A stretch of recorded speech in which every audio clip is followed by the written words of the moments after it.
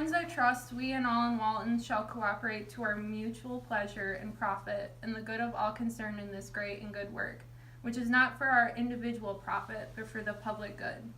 Thus watering others, we also shall be watered. By the grace of God, I have learned that the way to increase is to scatter with a liberal hand.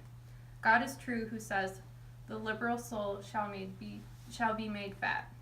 Kind regards to your family and all friends. Yours truly, John J. Shippard. The coolest thing was being able to see all the documents, see all the old papers, and having that ability to touch them.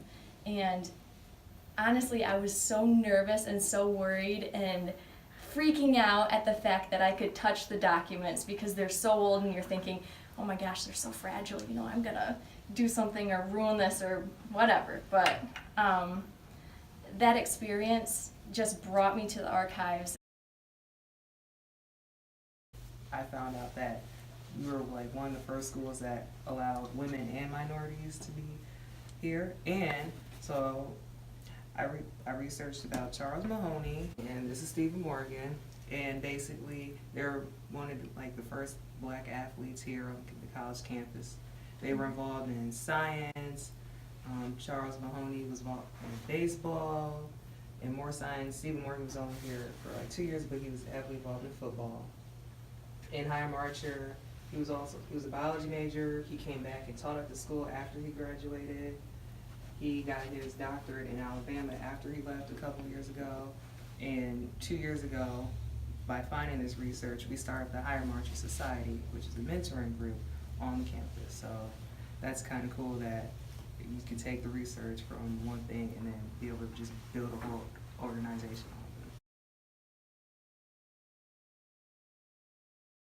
on it. I feel like when I wear this cape in the archives, I can do anything. There's no amount of research that I can't find.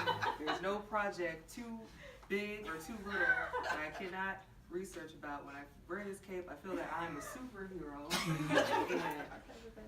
I'm an archive avenger, and my superpower is finding information on anything that has to do with Olivet College. So with my graphic design and visual arts degree, it's been really fun because when I first started my freshman year, Nikki told me about these plans and I was really interested, and she said, well, just drop some sketches, see what comes of that. And then after a while it became, well, we need to actually do 3D plans of this. We got to actually see physically what it's going to look like. So then it became finding this plan, and now it's been about a 2 to 3 year process of going over this and creating these interior designs. So it's my baby. I'm very proud of it. It's been a very fun and informative project. So these are 3D interior designs for the Hosford House. We are trying to do it like a museum, kind of a walk through time. So each room is going to be at a different time period. So the beginning is going to be about 1800s, the museum display room. We have a 1920s living room.